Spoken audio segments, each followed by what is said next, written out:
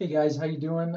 So this is just a play from our game against the Commerce Cannons in the fall, and I want to go through this play a little bit.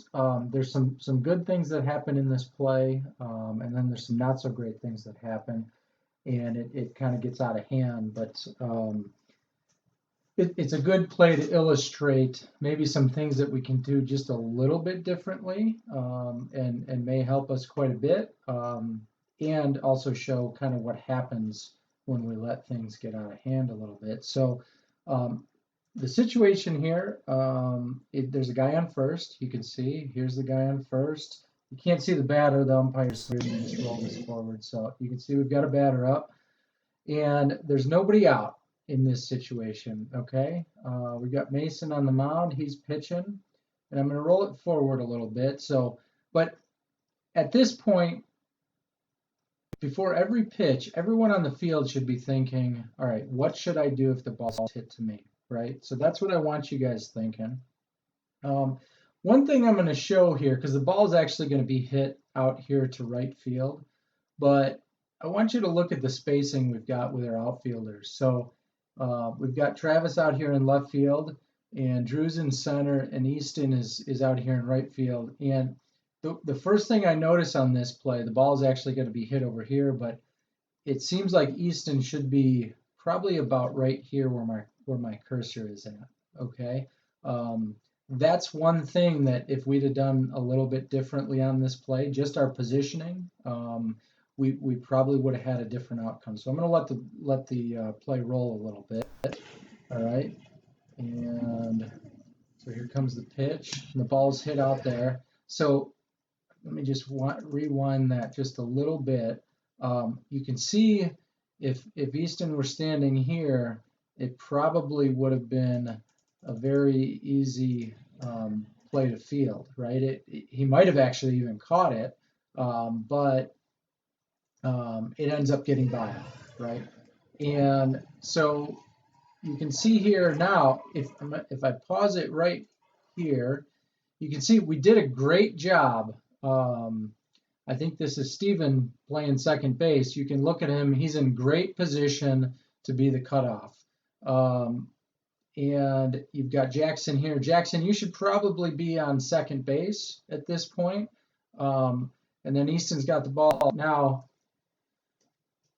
We should be thinking on this play when the ball gets by the outfielder, we should be thinking probably at least third base, that runner's going to make it to. The guy that was on first, he's probably going to score no matter what. So we should be worrying about this guy, um, that hit the ball and probably be getting to third. Now, what should happen here is we should hit the cutoff man, and then depending on how far the throw is, we could probably even throw it to Jackson for a second cut, and then get it over to Michael. But I'm gonna watch, let you see what happens, and this is kind of the first thing that breaks down in this play. So Easton's gonna throw the ball, and the first thing that happens is we miss the cutoff man. Okay. Now, because we missed the cutoff man, Jackson's in good position. He's got the backup. But if we hit the cutoff man there, we probably have a good chance at either stopping this guy from going to third or getting him out at third. So you can see here, Jackson's going to pick up the ball. And he's probably right to throw this because if he makes a good throw, he's probably going to get him out. And you can see that the throw's going to beat him, but the throw's a little bit offline, and sends Michael off the bag. And now the guy's coming home, and we make a third throw on this play, and he ends up scoring. So this was not a great play. I think you guys might remember this, but if I rewind it a little bit, and go back to the beginning, you can see we actually had 3 throws on the play, and if there was one good throw, 1 or 2 good throws, it would have been a much different outcome, right? So I'm just going to let it play. So he hits it out here. The first throw, if we make a good throw to the cutoff, he probably ends up just at second base, right? If I hit Steven here, see, he was stopped at second. Now, if we make a good throw there, he stops at third.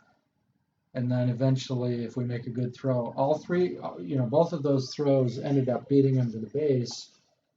But you can see what happened when we don't make good throws. And so that's why when we're in practice and we're doing the four corners drill, that's what we're focusing on, right?